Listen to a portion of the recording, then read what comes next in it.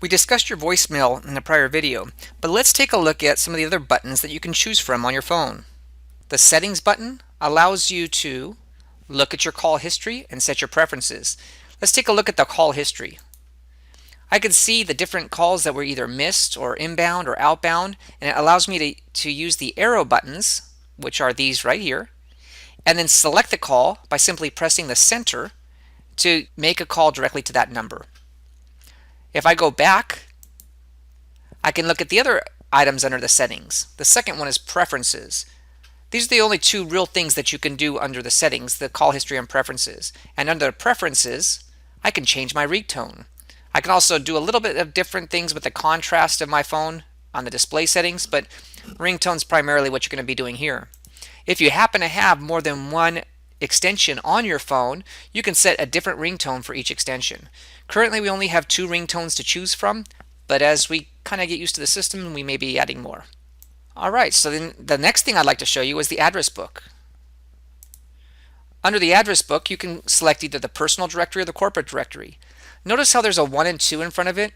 You could either choose to select 1 or 2 from the keypad, or you can use the little arrows go up and down on the little dial pad and then press the center button for selection. We don't really use the personal directory, so go ahead and check the corporate directory.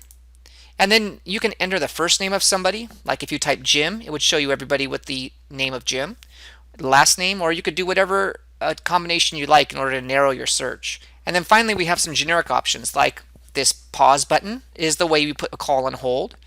The little arrow pointing at the person is the way you forward your call to a person. When you press the call forwarding button, you'll hear a dial tone. That's when you can enter the next phone number. If you wait for the person to answer it, you can give them a heads up of what call that you're forwarding. When you're ready to transfer it, you just hit that transfer button one more time.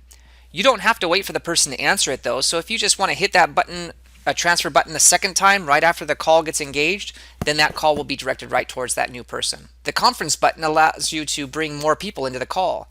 In the same way that you hit the transfer button, you'll hear a dial tone. Just enter the extension that you'd like to dial and you'll be able to connect that person into the conference. Finally, these buttons down here, this is your speakerphone. It lights up green when you're using it. And your mute button is an alternate way to prevent the person that you're talking to from hearing your conversation without them being put on hold. Now you'll notice that the mute button turns red to let you know that the microphone is muted.